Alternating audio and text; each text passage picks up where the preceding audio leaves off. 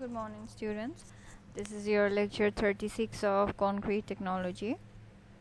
So, if you remember, last class we had started to study about formwork, right? What is formwork? It is any temporary structure which is built so that we can put the fresh concrete and which gives required shape and dimension and also support.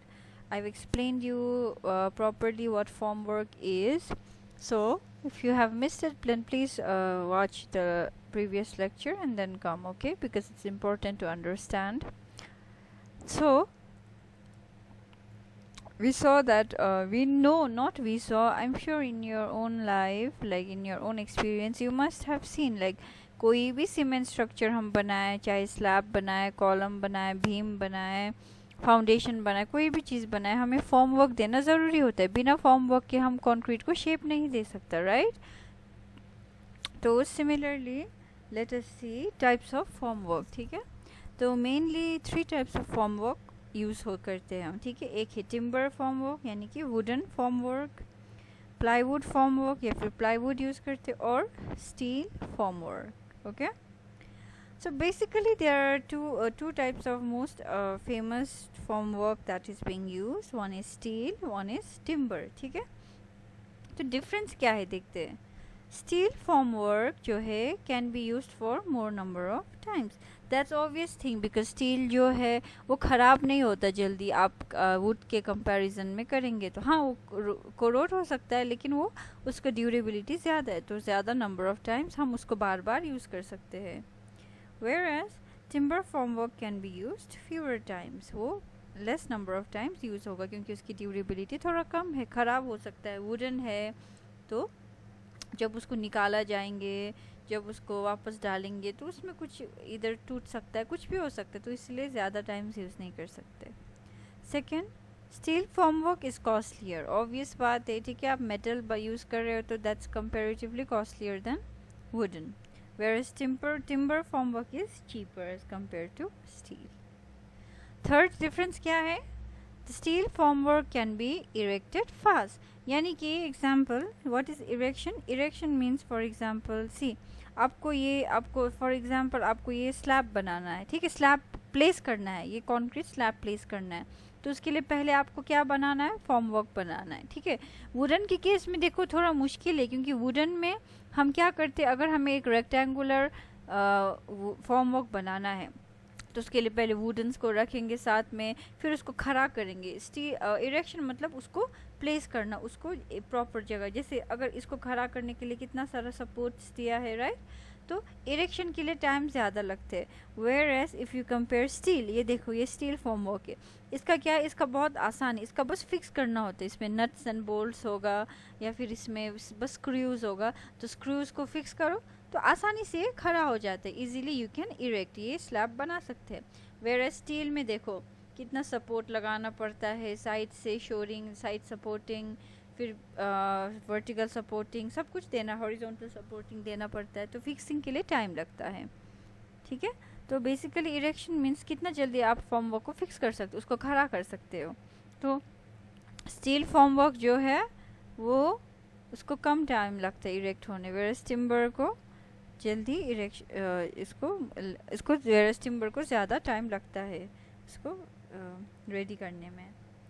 Fourth point, The steel formwork results in smooth surface of members. Obvious बात है because steel का जो surface है वो smooth होगा. Like example you can see here, right? Steel का देखो, अब इसके अंदर concrete जाएंगे और इसका surface जो है steel तो एकदम smooth होगा, तो obviously जो concrete आपको मिलेंगे जब वो hard होने के बाद भी वो भी smooth होगा, right? Whereas wooden में देखो, wooden में भी soft अच्छा मिलता है, लेकिन प्रॉब्लम क्या होता है वुडन में, वुडन का सरफेस थोड़ा सा रफ होता है, इसी वो स्टील के जैसा एकदम स्मूथ नहीं होता, राइट? जिसकी वजह से surface of the cement concrete भी थोड़ा सा रफ मिलेगा. तो स्टील से स्मूथ मिलता है और टिम्बर फॉर्म वर्क से थोड़ा सा रफ सरफेस मिलता है ऑफ कंक्रीट मेंबर्स. ठीक है, फिफ्थ में no wastage of material. Steel में क्या है, कोई वेस्टेज नहीं होगा बिकॉज देखो उसका सब कुछ रेडी होता है, उसका बस फिक्स करना होता है. फॉर एग्जांपल मैंने यहाँ दिखाया, उसका देखो पूरा आपका कोई उसको काटना फाटना कुछ भी नहीं करना पड़ता, बस लगाओ फॉर्म वर्क को, ठीक है, जैसे लगाना है उसको लगाओ, उसका नट्स लगाओ, स्क्रू लगाओ और फिक्स करो, तो कोई वेस्टेज ऑफ मटेरियल नहीं होता।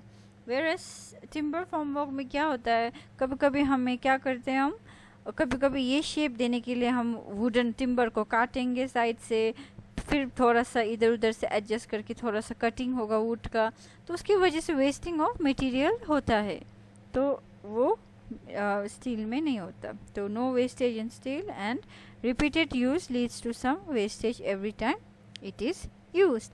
मतलब कि फॉर एग्जांपल देखो, इस बार आपने ये साइज़ का स्लैब बनाना है, अब अगली बार यूज़ करेंगे, उसने बोला कि इससे थोड़ा बड़ा स्लैब बनाओ, तो आपको क्या करना पड़ेगा, तो आपको थोड़ा एडजस्टमेंट करना पड़ेगा, जहाँ काटना है काटेंगे, जहाँ एक्स्ट्रा लगाना है लगाना है, तो उसकी वजह से एक्स्ट्रा कुछ वेस्टेज होने का चांस होता है। वही बोल रहे हैं कि कितनी बार रिपीटेटिव, जितना भी रिपीटेटिव वर्क होगा उसके हिसाब से आपको अपना फॉर्म वर्क बनाना होता है, जिसकी वजह से कभी कभी वेस्टेज भी होता है।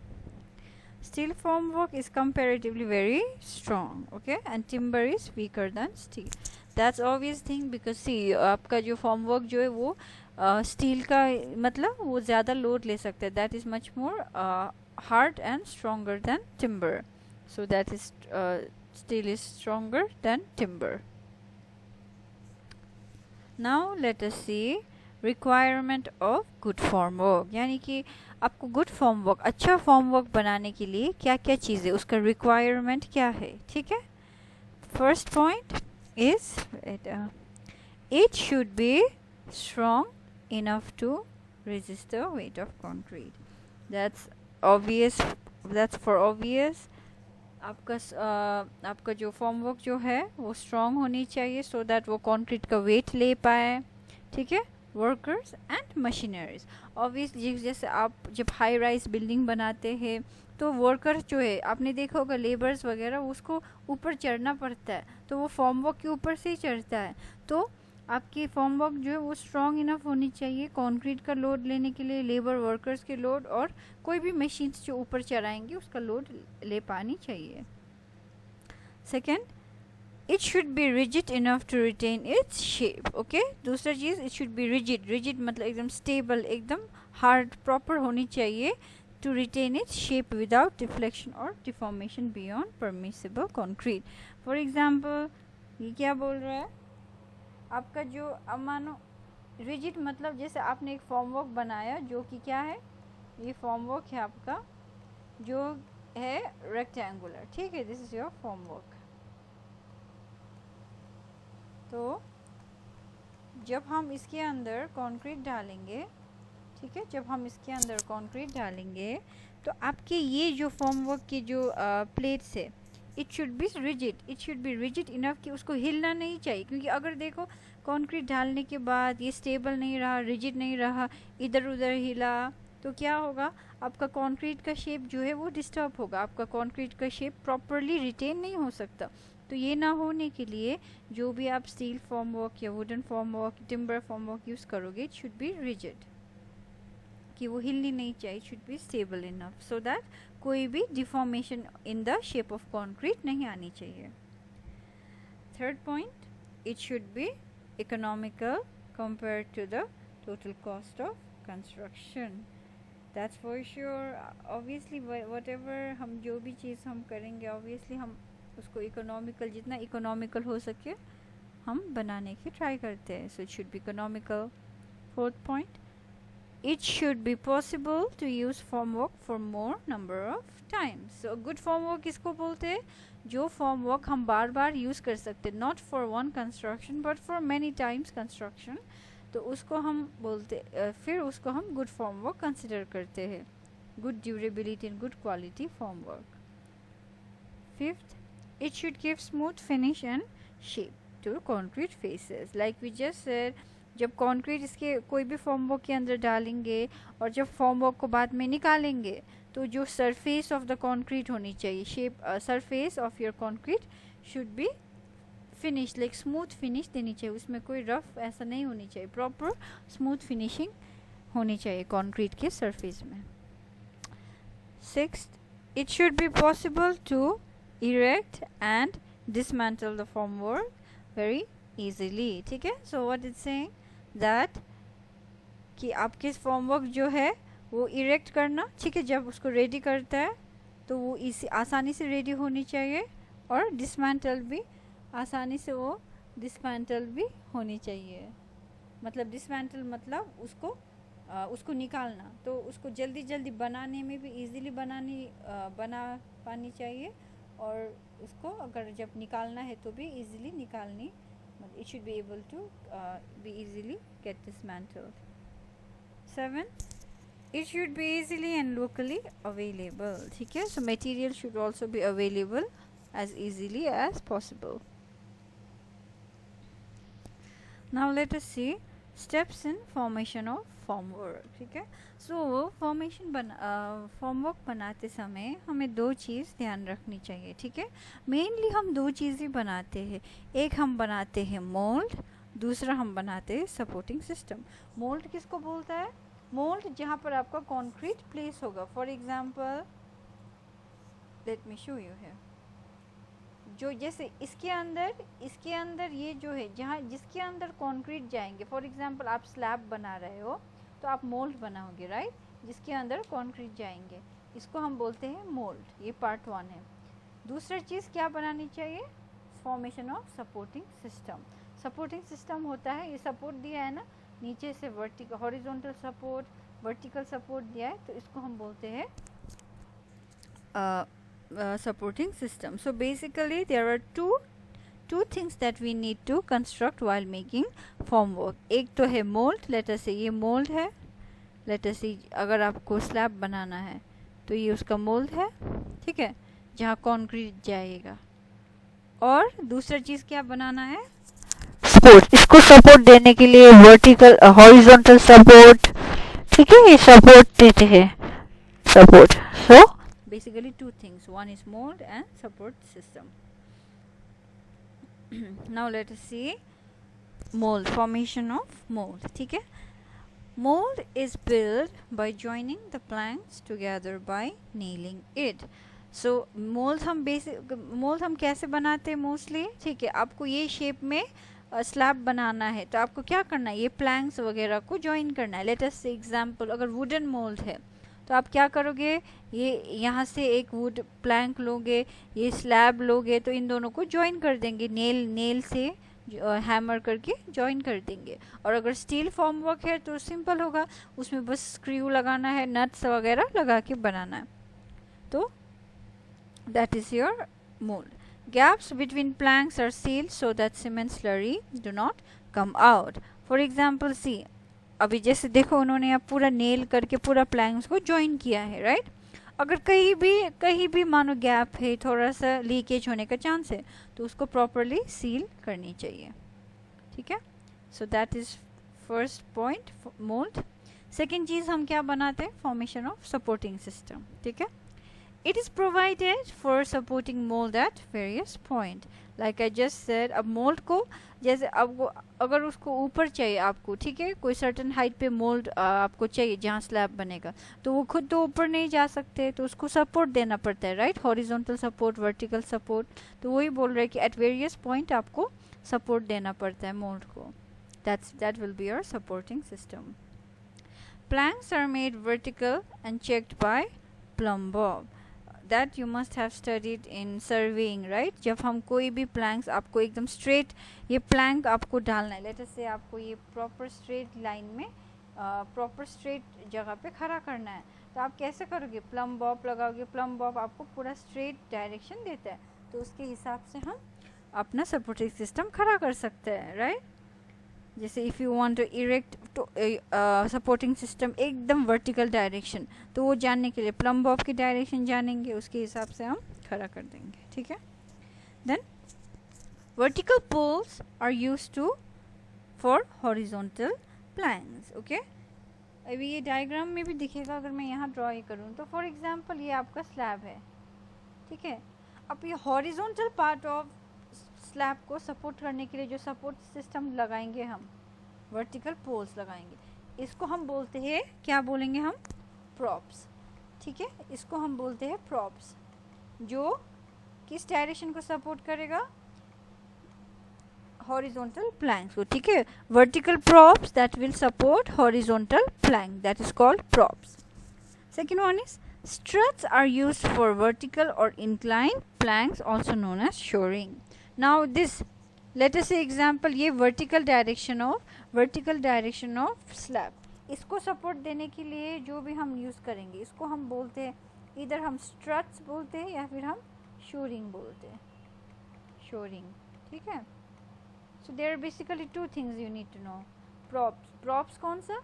जो हॉरिजॉन्टल को सपोर्ट करेगा वो प्रॉप्स, और जो वर्टिकल प्लैंक्स, वर्टिकल या फिर स्लैंटिंग, मानो कोई भी स्लैंटिंग सरफेस है, ऐसा सर कोई भी आप ऐसा स्लैब बना रहे हैं, तो इसको भी सपोर्ट करने के लिए जो हम इधर वर्टिकल या फिर ऐसा वर्टिकल या फिर इंक्लाइंड प्लैंक्स को सपोर्ट करने के लिए उस सिस्टम को हम बोलते हैं शोरिंग या फिर struts. Okay. So likewise in your exam many a times, now आपके एग्ज़ाम में क्या आते हैं, स्पेशली फॉर्म वर्क में आपके एग्ज़ाम में आ सकता है कि वो बोलेगा ड्रॉ करो, फॉर्म वर्क ड्रॉ करो, स्लैब का फॉर्म वर्क ड्रॉ करो, या फिर बीम का फॉर्म वर्क ड्रॉ करो, या फिर बोलेगा कॉलम का फॉर्म वर्क ड्रॉ करो. ये जो है ये आपका है बीम का स्लैब, ठीक है, सॉरी बीम का form work. Let me draw, let me write, this is beam का फॉर्म वर्क. सो अगर एग्जाम में आया आपको कि बीम का फॉर्म वर्क ड्रॉ करना, तो आपको ये ड्रॉ करना है. देखना, ये देखने में थोड़ा मुश्किल लग रहा है, लेकिन मैं आपको अगर समझा दूंगी तो ये बहुत इजी है ड्रॉ करने में, ठीक है. आपको बस समझना है.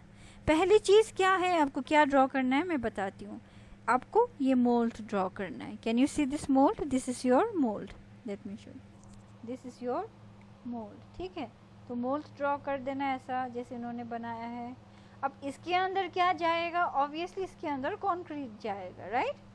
बट इन्होंने दो डायग्राम दिखाया है. दिस इज़ आफ्टर कॉन्क्रीटिंग, यानी कि जब कॉन्क्रीट एकदम रेडी हो जाएगा.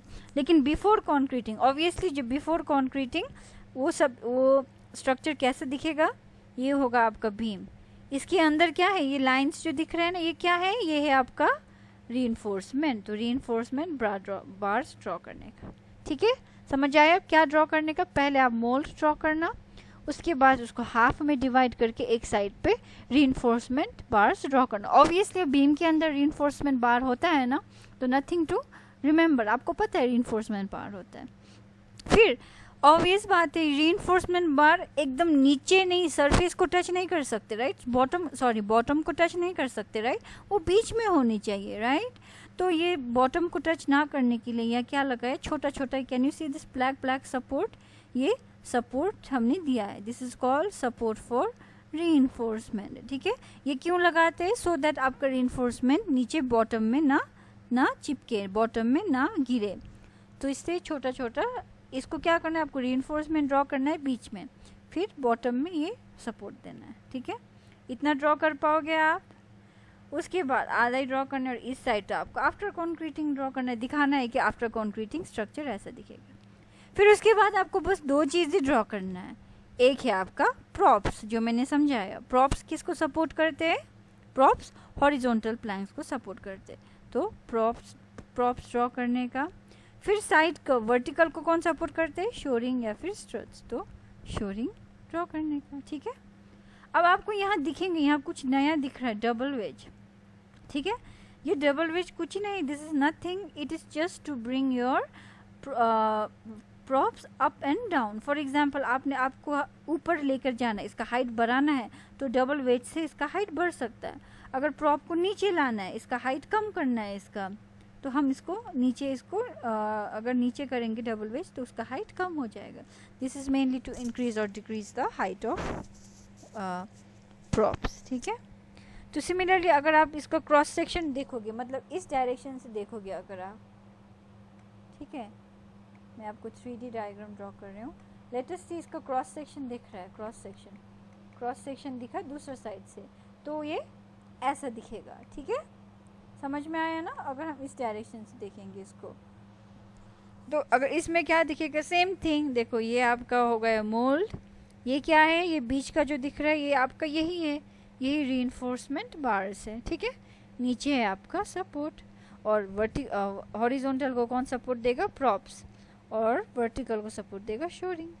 तो आसान है ना ड्रॉ करना, कुछ नहीं ड्रॉ करना है आपको, बस मोल्ड ड्रॉ करना है, रीइंफोर्समेंट बार ड्रॉ करना है, फिर उसको सपोर्ट देना है नीचे से, उसके बाद इस डायरेक्शन पे प्रॉप्स ड्रॉ करना है, साइड से शोरिंग देना है, बस your beam form work is ready. और ये 4 मार्क्स का क्वेश्चन आता है, तो इजीली आप ड्रॉ कर सकते हो, थोड़ा प्रैक्टिस कर लेना। Second one is your slab form work, ठीक है। ये आपका प्लान, ऊपर का ड्राइंग जो है ये आपका प्लान दिया है, ये आप बोल सकते हो, राइट, मुझे बोलने की ज़रूरत नहीं। अगर आप स्लैब को ऊपर से देखोगे तो ऐसे दिखेगा प्लान से, और ये जो है ये क्रॉस सेक्शन है, ठीक है। तो ऑब्वियसली देखो, अगर आप यहाँ देखोगे, लेट अस सी क्रॉस सेक्शन में देखोगे तो इसका भी सेम है, बाहर से क्या है, मोल्ड है, ठीक है। ये अंदर का दिख रहा है, ये आपका क्या है, रीइंफोर्समेंट बार है, ठीक है। तो फिर उसमें क्या दिया है, प्रॉप्स दिया है नीचे वर्टिकल डायरेक्शन में सपोर्ट करने के लिए, ठीक है। फिर डबल वेज है नीचे से हाइट को बढ़ाने और कम करने के लिए।